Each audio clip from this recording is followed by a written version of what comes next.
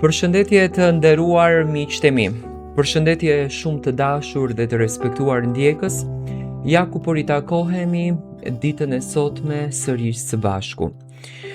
Ditën e sotme kam përgatitur një kronik të cilën dua ta ndaj me ju. Ju më patët kërkuar shumë një mesazh nga nëna e shpat kasapit. Ditën e djeshme në rolin e qytetarit, në rolin e njeriut, në rolin e gazetarit, pata kënaqësinë edhe nderin të vizitoj zonjën Gjylimsere Kasapi, nënën e shpat kasapit. Në fakt, vizita ishte për rastin e saj më të trisht në jetë që kaloi dhe që po kalon aktualisht. Humbjen e djalit të saj të çmuar dhe shumë me vlerë shpat kasapin. U përlota, u preka, por brenda asaj shtëpie pash shumë dashuri, pash shumë mirënjohje edhe pash shumë respekt. Më besoni, njoha një grua që e kisha njohur më herët, por nuk kisha patur fatin që ta takoja. Njoha një grua të fuqishme, njoha një grua me shpirtin fisnik dhe njoha një nën që falenderonte Zotin pafund për djalin e mrekullueshëm që ja kishte dhuruar, edhe në pikën kur Zoti ja mori të birin. Pash një motër e cila ndjehej krenare për vllaun e saj, e cila fliste me shumë dashuri, e cila fliste me fjalët më të bukura, me fjalët më të ndjera, me fjalët më hyjnore që mund t'i dëgjosh.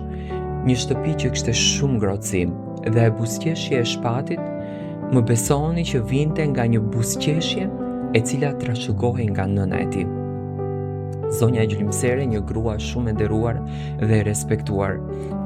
Ajo dha një mesazh për të gjitha zonjat, për të gjithë zotërinë shqiptar të cilët e kanë ngushëlluar. Ajo dha një mesazh falënderimi.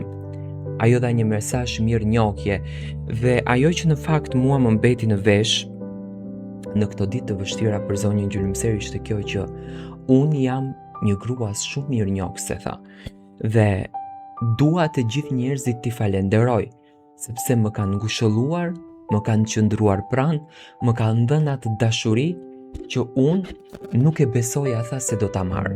Do të thënë ajo foli me fjalët më të mira për shpatin. Unë para se të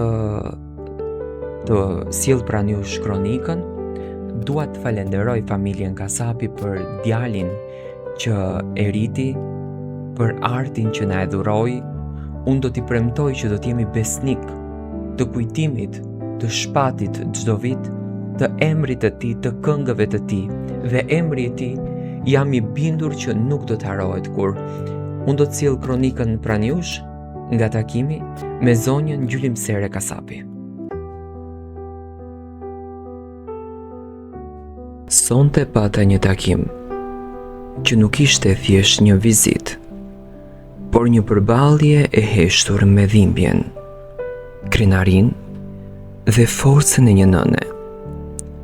Vizita në familjen e zonjës Gjylimsere Kasapi ishte një moment që të ndalte frymën, sepse aty çdo fjalë kishte peshë, çdo heshtje fliste më shumë se zëri.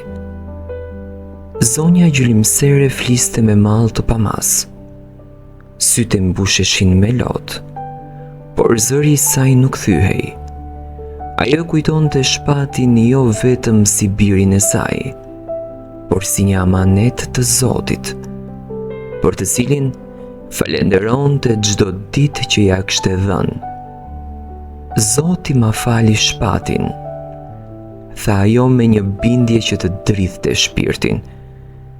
Dhe për aq sa jetoi, ai ishte dritë për mua edhe për të gjithë ju.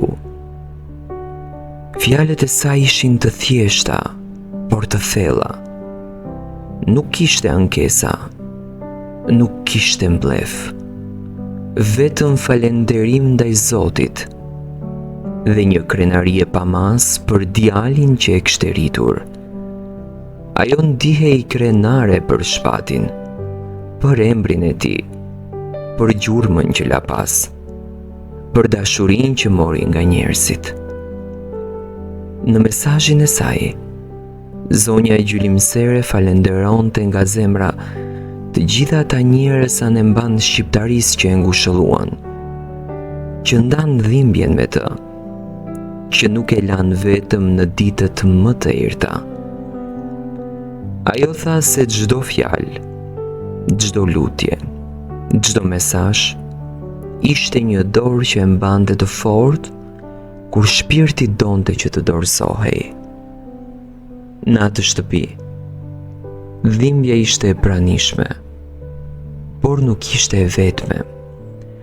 Aty kishte edhe dinjitet, besim, edhe një forcë që vetëm një nën mund ta ketë. Zonja e gjylimsere nuk foli si një grua e thyer, por si një nën që ka humbur djalin, por jo krenarin për të. Ky takim sonte më la një mesazh të qartë. Ka dhimbje që nuk shërohen kurrë, por ka zemra që mësojnë të jetojnë me to, duke i kthyer në lutje, në falënderim dhe në dashuri që nuk vdes.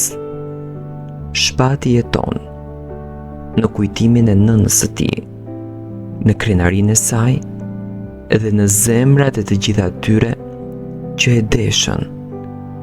Dhe zonja e gjylimsere, me lotët në sy dhe besimin në Zot, mbetet dëshmia më e fortë se dashuria e një nëne në këtë botë është e pavdekshme.